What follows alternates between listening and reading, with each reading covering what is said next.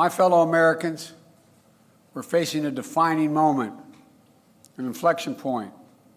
We must, with one overwhelming, unified voice, speak as a country and say there's no place for voter intimidation or political violence in America, whether it's directed at Democrats or Republicans.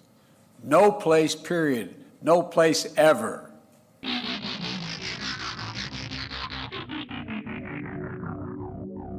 Hello and welcome to What the F*** Just Happened Today, your essential guide to the daily shock and awe in national politics. I'm Joe Amditis. Let's get to it. It's Wednesday, November 2nd, 2022. Welcome to day 652. The Federal Reserve approved a quarter-point interest rate increase for the fourth time in a row to combat inflation, despite concerns about the risks of triggering a recession and putting millions of Americans out of work. The Fed has now raised rates 6 times this year, pushing its target range for the benchmark federal funds rate to between 3.75% and 4%, the highest level since January 2008. Federal Reserve Chairman Jerome Powell added that the ultimate level of interest rates will be higher than previously expected, but said that at some point it would be appropriate to slow the pace of increases. The Federal Open Market Committee says ongoing increases will still be needed to bring rates to a level that are, quote, sufficiently restrictive to return inflation to 2% over time, end quote.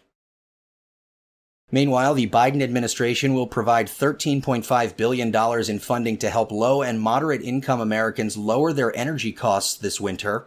The Department of Health and Human Services will provide $4.5 billion through the Low-Income Home Energy Assistance Program to help cut heating costs, while the Energy Department will allocate $9 billion in Inflation Reduction Act funds for energy efficiency upgrades to 1.6 million low-income households.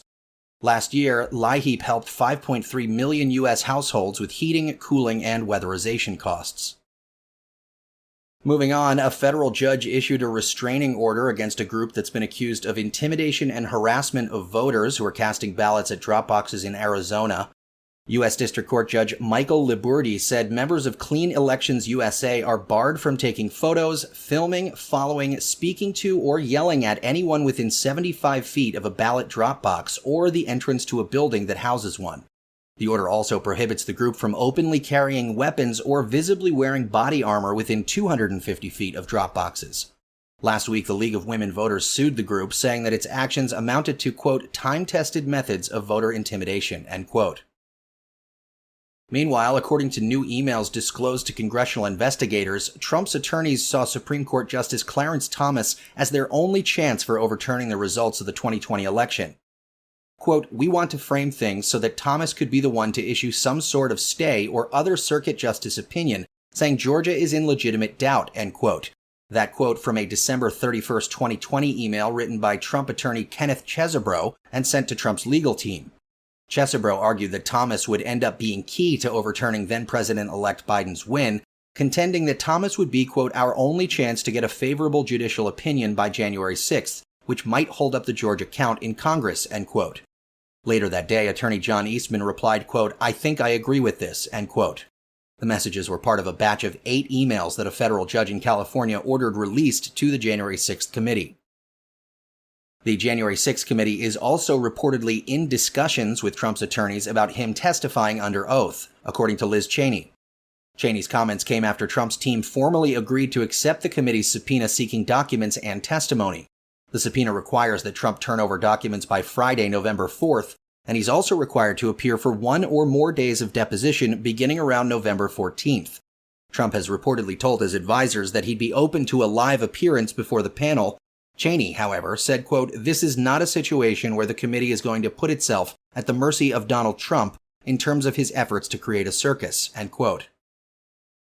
And finally, Biden is set to deliver a speech tonight about the threats to American democracy by election deniers running for office who, quote, seek to undermine faith in voting and democracy, end quote.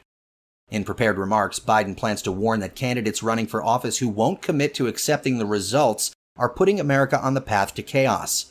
The 7 p.m. Eastern Time speech comes 6 days before the November 8th midterms, the first national election since the January 6th attack on the Capitol. That's all for now. You can find the links and sources for all of these stories on the main website. And as always, visit whatthefjusthappenedtoday.com for the latest news and headlines. Until next time, I'm Joe Amditas.